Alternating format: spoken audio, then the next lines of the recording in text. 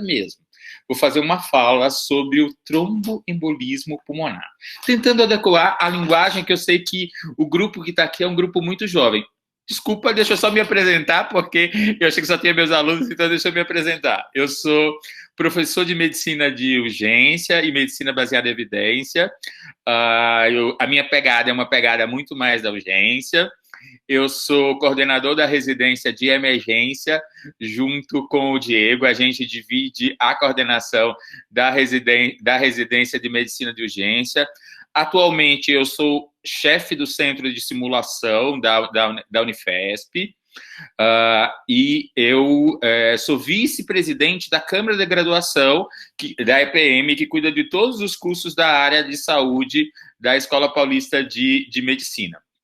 O meu grande prazer, realmente, é dar aula de simulação, é dar aula de urgência e emergência. Eu adoro discutir isso com os meus alunos, então, para mim, é um super prazer. A aula é extremamente prazeroso. Então, vamos lá, pessoal. Vamos tentar fazer uma palestra de 25 minutos, no máximo, sobre tromboembolismo pulmonar.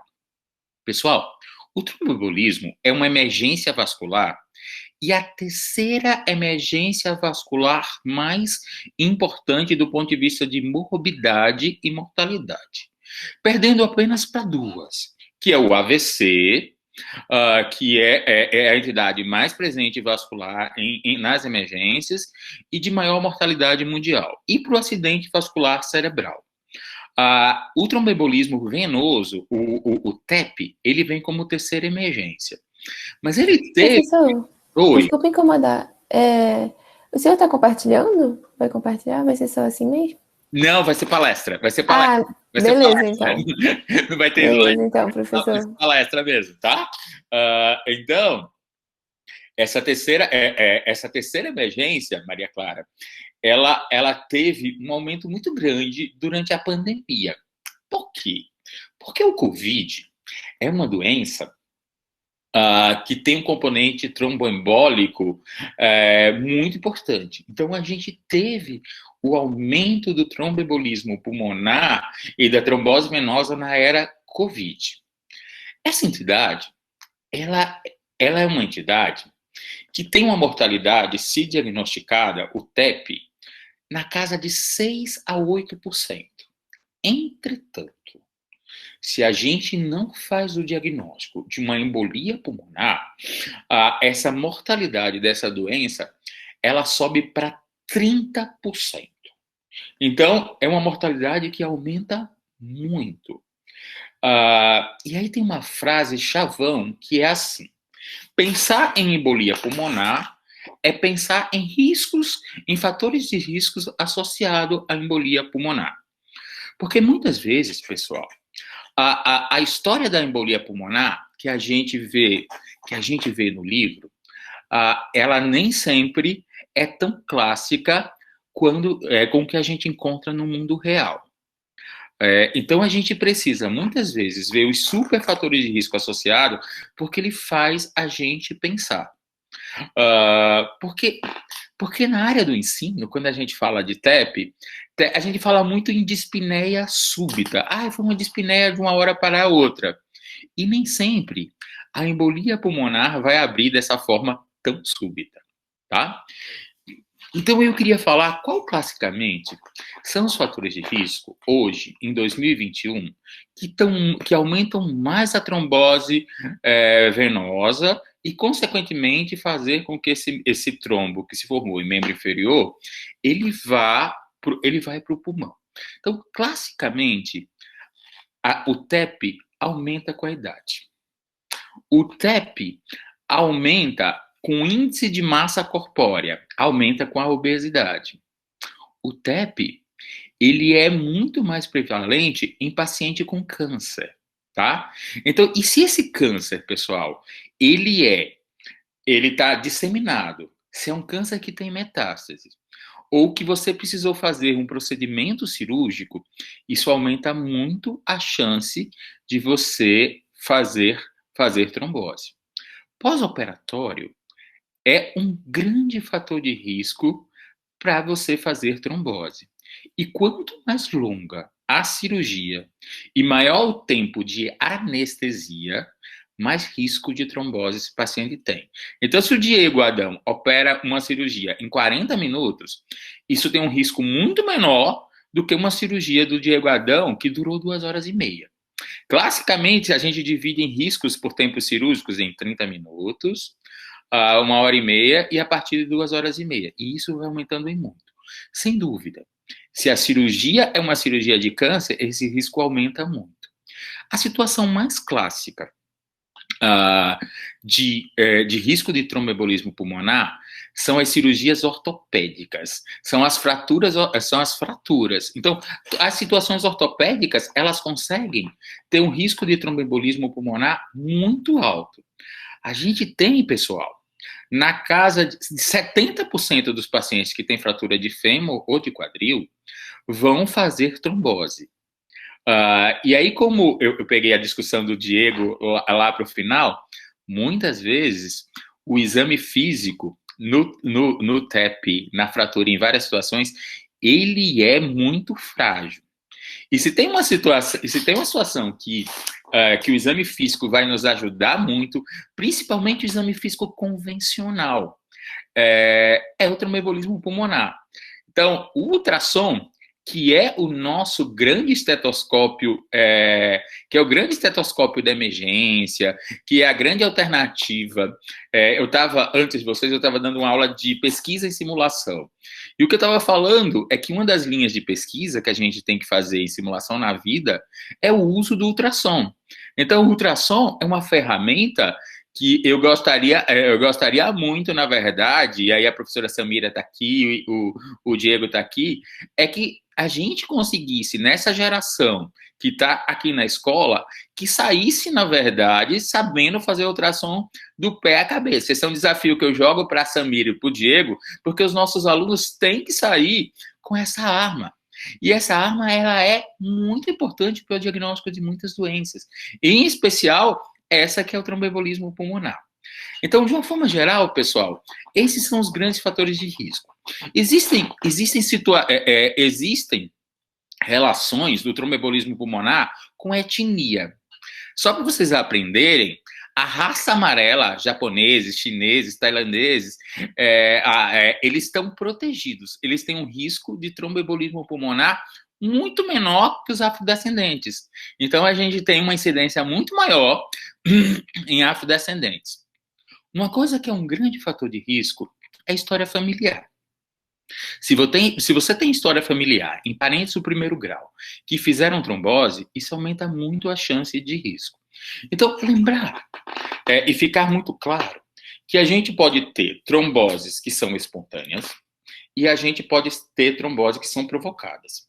Então, uma trombose que ela é provocada, uma trombose que é provocada por um acidente, por uma fratura, nem todo mundo que está lá, independente da força que o trauma ocorreu, vai fazer trombose. Então, digamos que teve um acidente de carro e está lá a Caru, o Dani, a Maria Clara e o Rafa. Eles tiveram o mesmo impacto, mas alguns vão fazer trombose e outros não. E aí tem a ver realmente com a genética. Uma coisa que é importante, pessoal, é que não é esperado que pacientes com menos de 45 anos façam trombose espontânea sem a gente pensar em trombofilia. Então, todo paciente com menos de 45 anos de idade que não teve um acidente e faz uma trombose, ou faz uma embolia pulmonar, a gente tem que ir atrás de fatores genéticos. E são duas mutações que a gente precisa pesquisar. Que mutações são essas? A mutação do fator 5 de Leiden, que ela é bem clássica, e a mutação do gene da protrombina, que não é tão frequente no restante do mundo, mas que é muito prevalente no Brasil.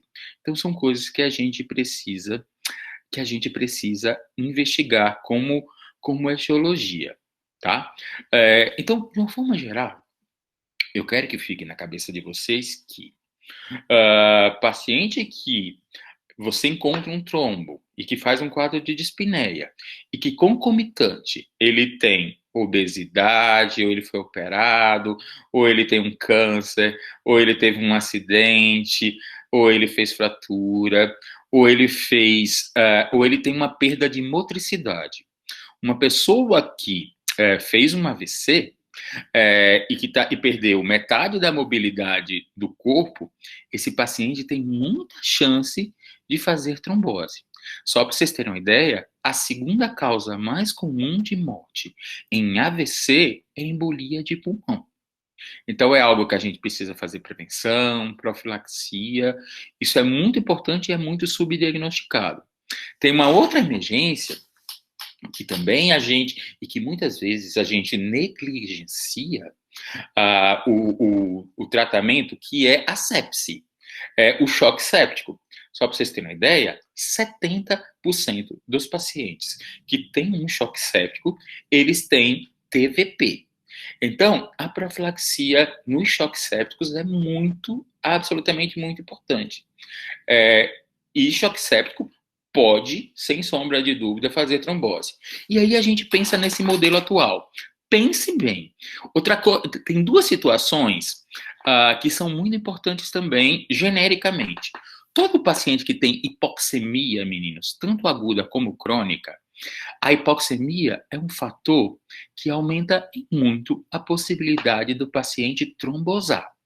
Então, se você tem um DPOC que usa oxigênio, ou que tem uma hipoxemia crônica, ou o paciente que tem uma asma, esse paciente tem um risco enorme de trombose. E aí a gente pensa no COVID. O COVID, por si só, tem um processo inflamatório vascular gigantesco e a hipoxemia, muitas vezes, no COVID, ela é importante, ela é grave. E aí esse paciente é o paciente que tem um modelo de trombose, de embolia pulmonar muito grave. Então, se no meio de um atendimento de um COVID, a pessoa clinicamente piora muito, é algo para a gente pensar que pode ter um TEP associado a um COVID. E aí eu quero que fique um último conceito, meninos, de fator de risco, que é a inflamação. Tudo que inflama muito, todas as doenças que têm uma carga inflamatória importante, têm um risco de trombose enorme. Então, nesse sentido, o choque séptico é um grande modelo. Se a gente pensar, as doenças reumatológicas por si só, elas são modelos muito claros de risco de inflamação. Se a gente pensar, por exemplo, a gente pensar nas doenças gastrointestinais, a doença inflamatória intestinal, a doença de Crohn e a retocolite ulcerativa, são modelos de inflamação e modelos de trombose gigantesco, extremamente importante, tá? Então, vamos só fechar isso aí. Então, paciente que chega com falta de ar e que tem esses fatores de risco, isso tem que abrir a possibilidade para vocês pensarem. Mas a gente precisa ter um raciocínio aberto, no sentido de que tem que ter história. É igual toda vez, quando eu faço simulação com meus alunos do sexto ano, e eu coloco um câncer, eles, é TEP, é TEP, é TEP. E eles ficam com TEP até o final. Eu disse assim, gente, nem tudo que é câncer é TEP, pessoal. Ai, professor, mas o senhor gosta de TEP. Eu disse, gente, eu não sou fã de doença, eu sou fã de paciente. Eu gosto do humano. Eu gosto de fazer o diagnóstico do humano, não da doença. A doença até já pode, num outro momento da minha vida, ter feito a minha cabeça fazer diagnósticos de doenças raras.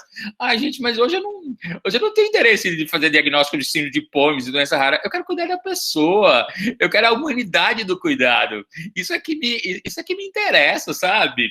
É cuidar, é acolher essa família. Mas vamos lá, gente.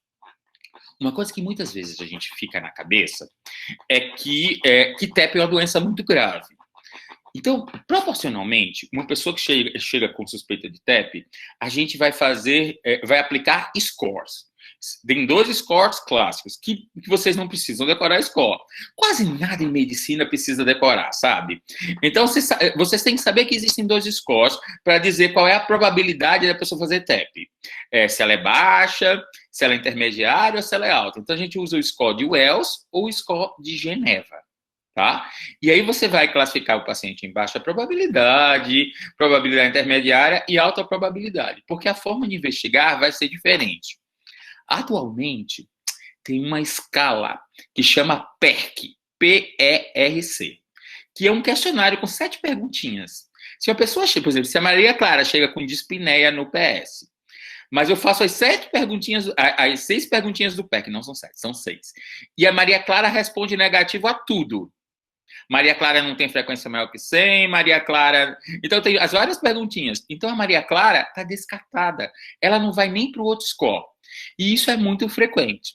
Então, o que eu queria dizer para vocês é que a escala de probabilidade, ela ajuda em muito a gente fazer o diagnóstico, tá?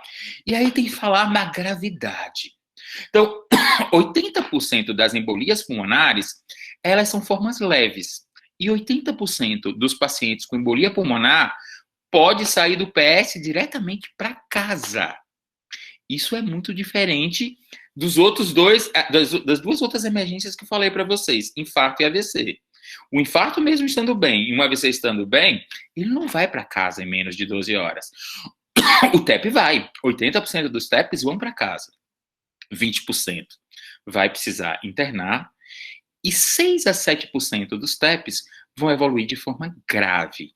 E que o TEP, quando a gente dá aula, a gente fala muito desses 6.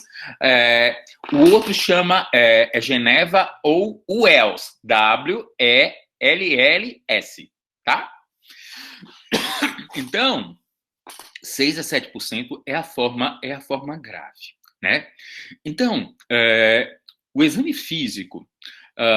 então, chegou, você viu a probabilidade e vai ter uma investigação, vai ter algoritmos de investigação desse TEP. Mas vamos falar um pouco do exame físico do TEP. O exame físico do TEP, pessoal, de uma forma geral, são achados com uma acurácia muito baixa.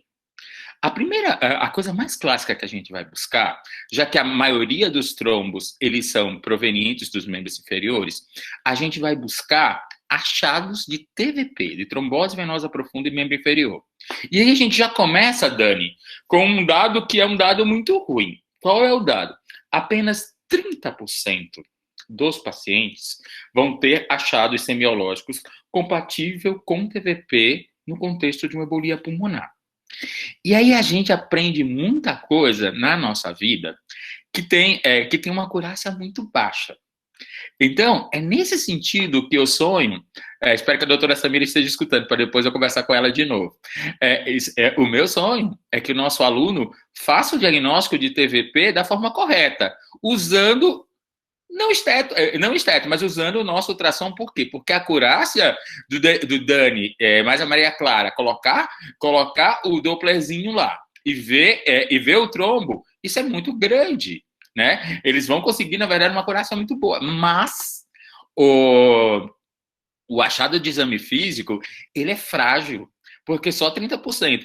É frágil e a gente aprende um monte de sinais. Eu não sou muito fã, eu sou fã de propedêutica, mas eu não sou fã de sinais que a gente não vai usar na vida. Então, a grande maioria dos sinais clássicos de TVP tem uma acurácia menor que 50%. Então, na verdade, a gente... abração, Dieguinho. Então, essa coisa de você ficar...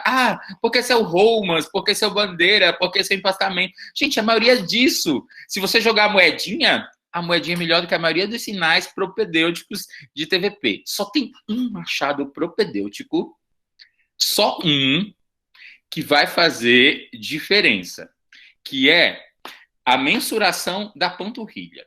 Mas como é que a gente mensura essa panturrilha, meninos? Não é chegou e vai na panturrilha, não. Você vai o seguinte, você vai na tuberosidade femoral, desce uma fita métrica 10 centímetros e vai na panturrilha. Direita e esquerda. Se a diferença entre a panturrilha da direita, a direita a perna está mais aumentada. Se a diferença da panturrilha da direita em relação à esquerda é 2 centímetros ou 3 centímetros, isso é bem sugestivo que a gente está diante de uma TVP. Aí você pergunta, mas se a TVP é bilateral? Aí a gente, até esse achado propedêutico, a gente perde. E é por isso, na verdade, que o ultrassom tem que ser uma grande ferramenta para a gente ensinar vocês. Há um tempo atrás, eu acho que foi minhas penúltimas férias antes da pandemia. Eu fui para a Escócia passear e eu estava em Glasgow, passeando em Glasgow e estava na escola de medicina, mas passeando. Quando eu vi, tinham alunos do 3º ano da Universidade de Glasgow tendo aula de propedêutica. E era super bonitinho porque a professora estava lá. Ela escutava o pulmão, todos auscultavam o pulmão e todo mundo pegava o seu probezinho ligado ao celular, e todo mundo fazia o ultrassomzinho pulmonar. Eu disse, ai meu Deus, é um sonho que a gente pudesse fazer isso com os nossos alunos. Mas a gente tem que sonhar, que a gente pode ensinar o melhor para vocês. E a gente vai tentar correr nisso aí para a gente fazer a intervenção. Então vamos lá. Então, o primeiro achado que a gente busca, meninos, é, sem sombra de dúvida, o membro inferior. E vocês já viram a dificuldade. Uma outra coisa que nos ajuda muito pouco, mas ele pode, na verdade, ajudar no sentido de fazer outro diagnóstico, que é o exame pulmonar. A ausculta pulmonar, ela é muito inespecífica no TEP. Na grande maioria das vezes, ela é normal. Ou você pode ter uns roncos e uns sibilos esparsos que não tem nenhum poder, não tem nenhum poder de dizer, nossa, isso é embolia pulmonar, tá? Então, vai ajudar muito, muito, muito, muito pouco a ausculta pulmonar como um todo. Porque, assim, por exemplo, o paciente de DPOC que faz um TEP, ele vai ter a sua ausculta de DPOC, mas ele pode ter um DPOC superajuntado. Um paciente que tem insuficiência cardíaca, ele pode ter uma insuficiência cardíaca, ele tem uma hipoxemia, ele descompensa e ele faz um TEP. Então, ele vai estar com a ausculta da insuficiência cardíaca. E aí tem um TEP superajuntado. Então, isso não é uma coisa simples. Não é patognomônico, né? Outros achados que a gente pode buscar, pessoal. Um achado, mas eu não acho que ele é um achado simples, porque ele só vai estar presente nas formas graves, é a falência do ventrículo direito. Porque o clássico, na verdade, fisiopatologicamente, não vai dar tempo de discutir fisiopatologia do TEP, mas fisiopatologicamente, tudo relacionado à embolia pulmonar está relacionado à falência do ventrículo direito. Então, essa falência do ventrículo direito, que vai trabalhar num exercício contra um sistema pulmonar que vai ter um trombo, ele pode gerar um achado que é insuficiência tricúspide. Então, o que você pode encontrar em ausculta na forma grave do paciente com embolia pulmonar é ter um sopro de insuficiência tricúspide, que é aquele sopro que piora com a manobra inspiratória, você faz manobra de Ribeiro-Carvalho, mas é algo que não é tão simples. Então, o que eu acho que fica para vocês é que TEP é uma doença que o diagnóstico vai ser feito muitas vezes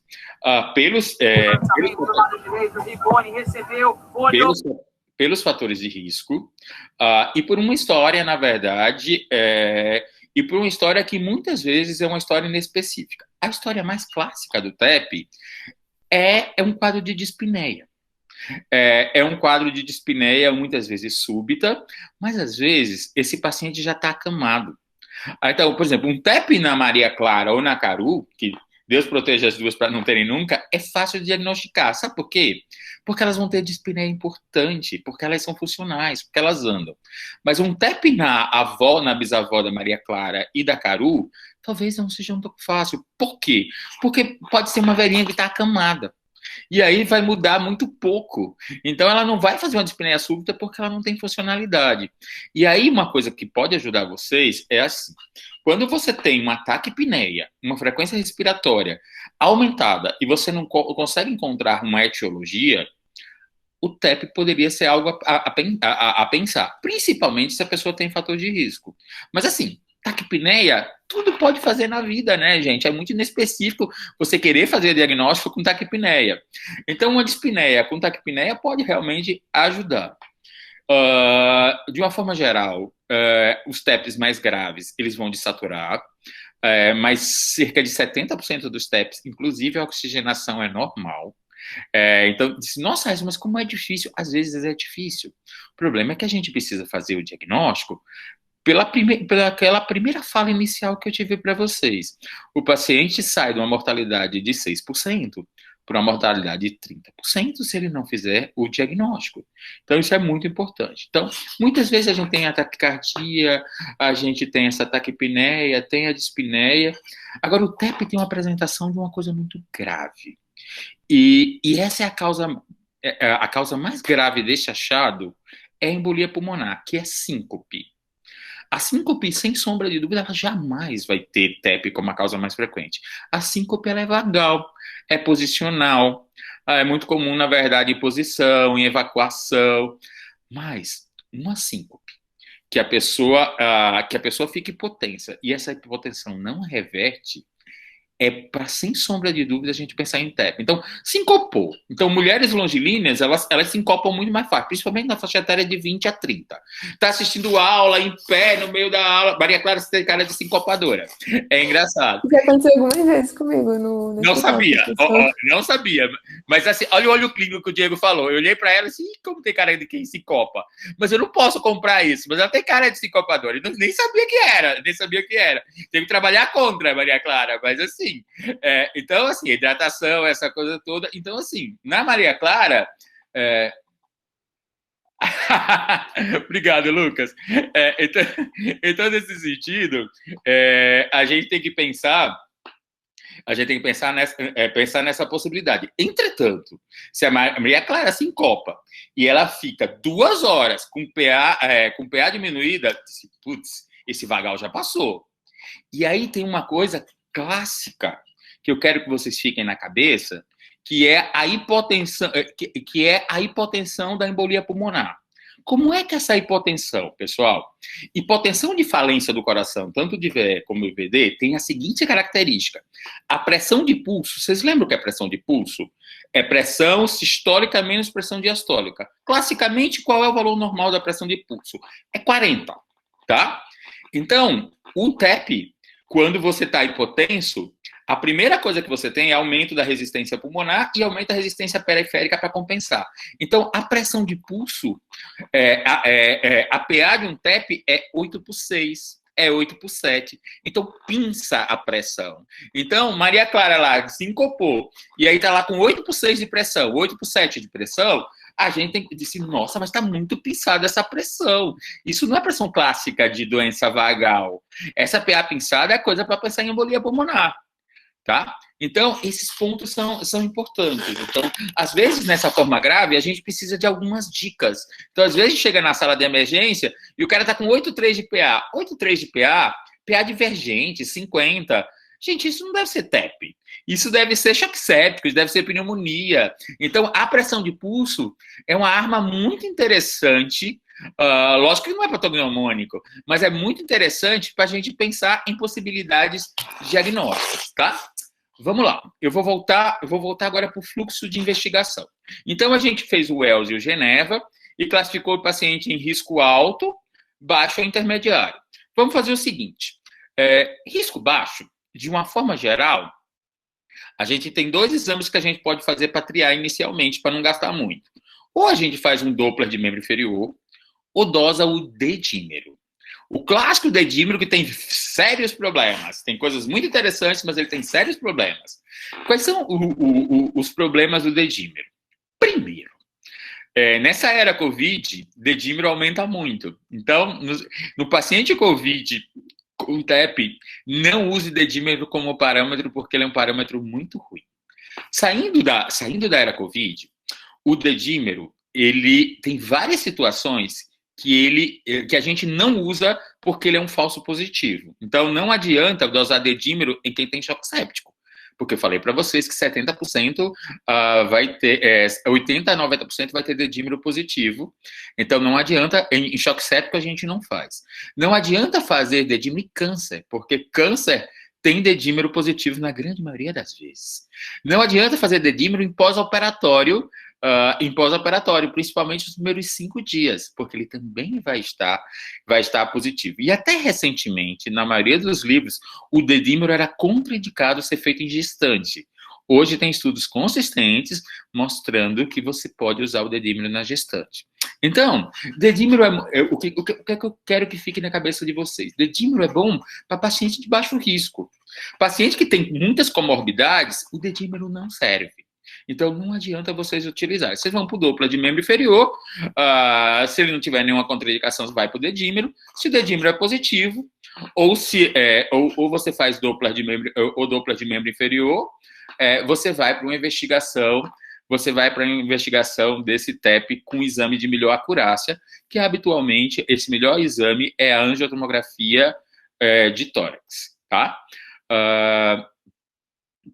A angiotomografia, ela é a alternativa que a gente começa no paciente com alta probabilidade ou intermediário alto e naqueles que positivam. A angiotomo só tem um pequeno problema, que a gente usa contraste, né?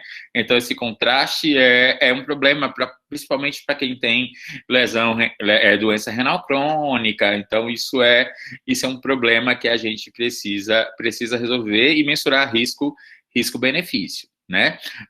Mas a acurácia, mas você consegue avaliar o dedímero, a angiotomo, absolutamente muito bem. É disponível. Muitas vezes, então, num hospital que tem angiotomo, ele é uma alternativa bem razoável mesmo. E aí você confirma o diagnóstico de embolia pulmonar. E aí você tem três possibilidades.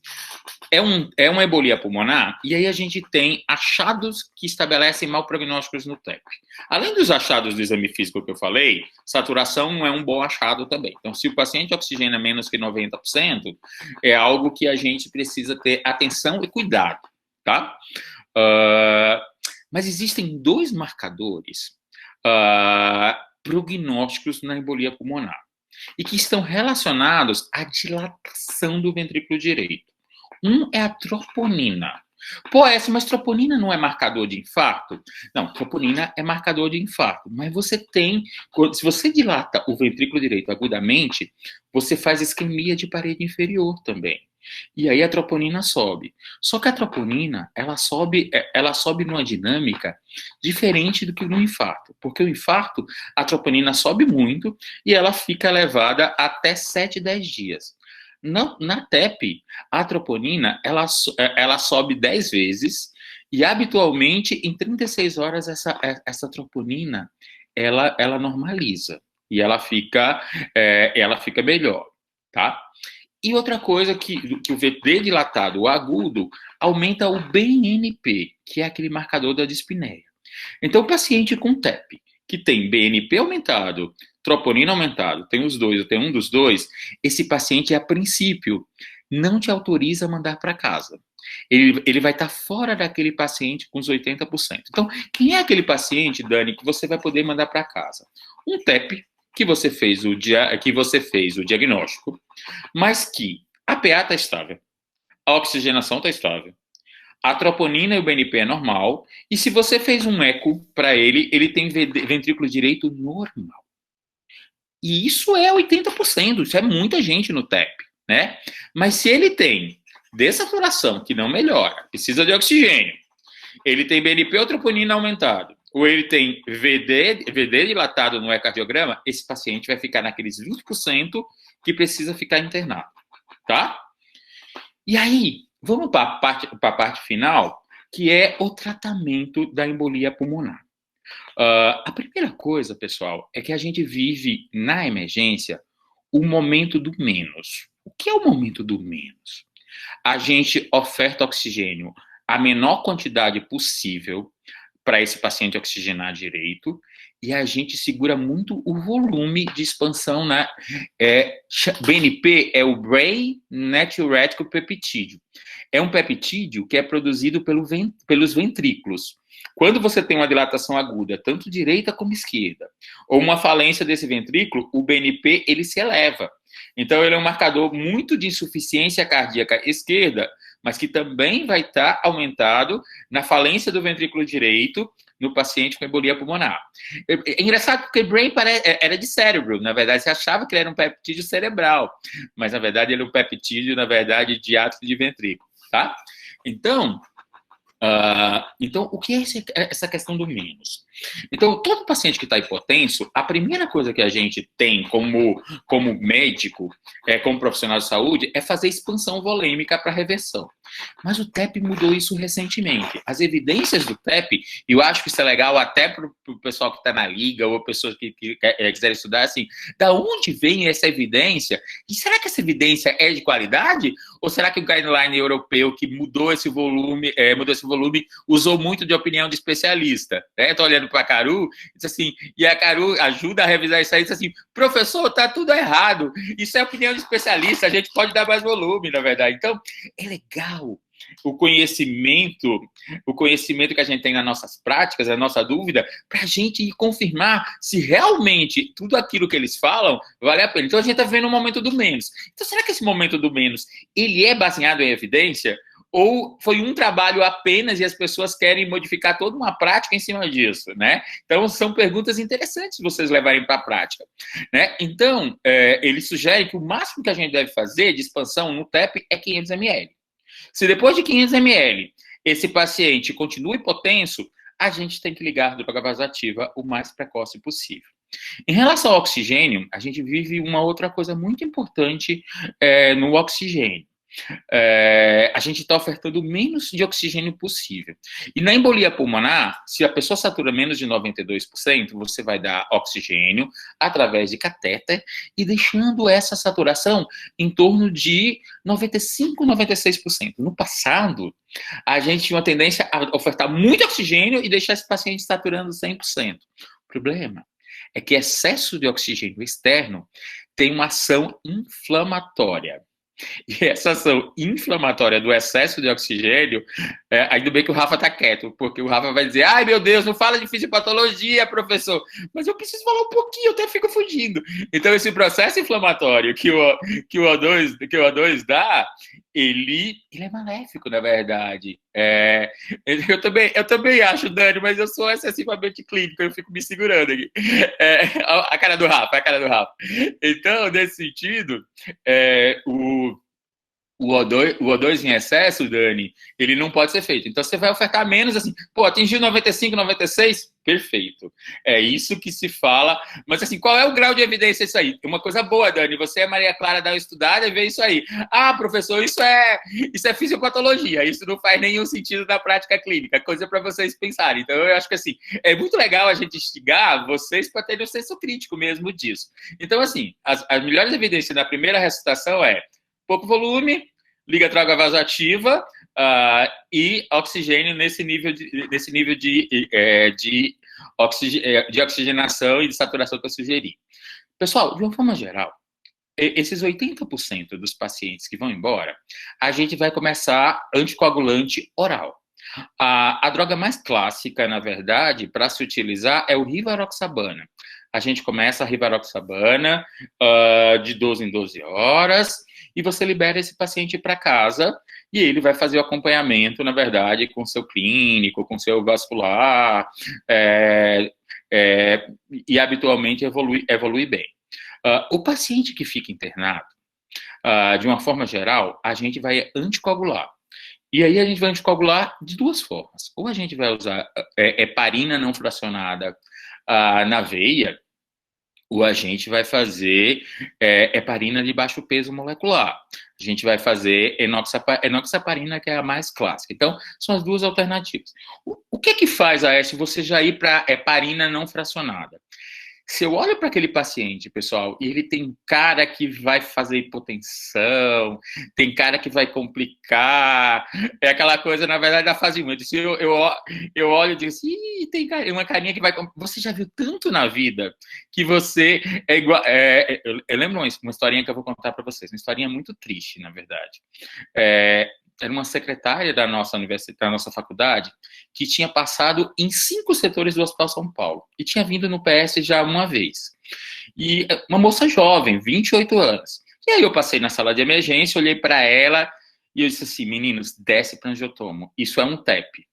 E é muito engraçado, porque residente, muitas vezes, eles têm aquela coisa de CR Deus. Isso é muito do residente.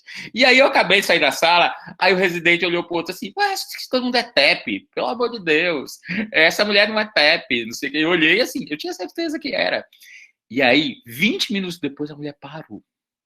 Eles ressuscitaram, desceram para angiotomo, era um TEP, ela voltou e a paciente morreu. Porque 28 anos, mas ela tinha vindo 5 vezes. Então, a gente precisa ter uma escuta, eu acho que o Diego falou uma coisa muito nobre, e eu queria muito que vocês, como profissionais de saúde, entendessem uma coisa, que o respeito pelas pessoas. Por mais que vocês achem que a pessoa está desatualizada, alguma coisa assim, respeita a história do seu professor, sabe? Faz uma fala inclusiva, faz uma fala, sabe? Isso é tão importante, isso faz tanta diferença na vida, a forma de vocês lidarem, sabe, pessoal? Porque isso vai ter a ver com cuidado, isso vai ter a ver com várias coisas. Mas quando a gente é mais jovem, e assim, eu pequei muito nisso, e eu não peco mais, porque eu sou um homem de 50 anos, então um homem de 50 anos peca bem menos. Então, nesse sentido, eu tenho que respeitar a história do meu professor. Eu tenho que respeitar a discordância. Então, isso é muito importante. Então, vamos voltar lá. Então, aquele paciente, você acha que vai estabilizar, você vai ligar a bomba de heparina. Por quê? Porque a bomba de heparina, ela é na veia. E aí, sendo na veia, a gente pode, na verdade, se a gente precisar fazer uma trombólise, eu não posso estar com o anticoagulante agindo. Então, como eu não posso estar com o anticoagulante agindo, eu tenho que realmente, porque isso contraindica a trombólise. E como é que a gente faz trombólise? Que é o tratamento da forma mais grave. É aquele TEP que está chocado. Que você fez volume, ligou droga e não está melhorando. Então, TEP só tem evidência em trombólise no choque. Fora disso, mas está saturando mal, tem BNP aumentado, tem troponina aumentada. Não tem evidência nenhuma. Todas as revisões, tem muitas revisões sistemáticas, né? Tem overview de tudo isso, e tantas revisões sistemáticas como overview são muito claras. Só TEP chocado. Tem uma coisa super exótica que a gente não consegue entender. Porque os TEPs intermediários, que tem VD dilatado, tem BNP aumentado, tem troponina aumentada, satura mais ou menos, mas com PA boa, quando a gente tromboliza, sangra a cabeça. É algo que a gente... aí as pessoas até falam, sangra a cabeça porque a pressão está normal. Mas, gente, quantas trombólises a gente faz na vida com PA normal, todas que a gente fez no infarto, não sangra. Então, é algo muito difícil. Mas quase todos os estudos, todos os ensaios clínicos, eles têm esse evento. Então, eu queria terminar exatamente falando nisso. O tratamento definitivo com trombolítico, você tem que ver se o paciente não tem nenhuma contraindicação. Então, existem contraindicações absolutas. Então, uma pessoa que sangrou uma vez a cabeça, ele nunca vai poder trombolizar. Uma pessoa que fez um AVC isquêmico nos últimos 3 meses, ele não vai poder trombolizar, só depois de 3 meses. Uma cirurgia de grande porte ou de médio porte, nas últimas 3 semanas, ele também não tem contraindicação. O problema é que as alternativas terapêuticas, que seriam as embolectomias percutâneas, ainda tem muito pouca evidência e ainda tem muito pouco maturidade das equipes que fazem esse nível de intervenção. Perfeito, pessoal. Eu gostaria de agradecer o convite, foi um prazer fazer essa palestra com vocês e estou aqui à disposição para qualquer dúvida que vocês tiverem. A gente sempre agradece, professor, é sempre incrível ouvir o senhor. Vir depois do Diego é de lascar, pelo amor de Deus. Não, mas foi fantástico, professor. Vocês são meus amigos. Muito obrigado. Independente disso, eu fico bem feliz mesmo. Eu só queria fazer um comentário, professor, se eu puder. É um prazer, Rafinha. É muito interessante isso, né, pessoal? A gente discutiu, acho que foi na aula de quem, gente, que a gente discutiu isso? Da Ana, né? Da Ana Gandolfi. Essa questão de o especialista ainda tem que ser o papel central, né, na tomada de decisão. Essa questão da pirâmide da evidência, ela acabou distorcendo o que a gente quer no final das contas, né? A gente não pode esquecer que no final, mesmo a evidência de alta qualidade, ela vai ter que passar na mão do especialista, né? E o que move o progresso no desenvolvimento de novas evidências são essas percepções que o professor Aécio, por ter muita experiência, ele não consegue largar. Ele fica até... não consigo. E é justamente isso que move a gente a buscar mais evidência. O nosso papel, né, de pesquisador é mostrar as evidências e falar, olha, você está certo nisso, talvez você esteja errado nisso, repense, o que você acha sobre isso. Como eu disse na aula da Ana, no final do dia eu vou dormir tranquilo, né? Eu mostro a meta-análise e eu vou dormir tranquilo. Quem vai dormir preocupado é quem vai tratar o paciente. Então, quem é o centro dessa tomada de decisão é o especialista, né? E a gente tem que continuar estimulando que as pessoas tenham essa percepção da fisiologia, da fisiopatologia, da experiência, para que elas criem perguntas, deem para a gente tenta ajudar elas nessa percepção, né? Excelente, eu gostei muito da aula. Ele trouxe uma coisa que a gente não tinha falado aqui, que são os fatores de risco, né? E hoje, então, a gente saiu um pouco da intervenção, a gente falou do fator de risco na aula do professor Aécio, e falamos de novo de diagnósticos na aula do Diego Adão, um pouco na aula do professor Aécio também. Excelente, professor. Gente, muito obrigado. E aí eu vou fazer um comprometimento público com vocês, com o pessoal da Liga. Aproveitar que o Rafa está aqui, a Carol está aqui.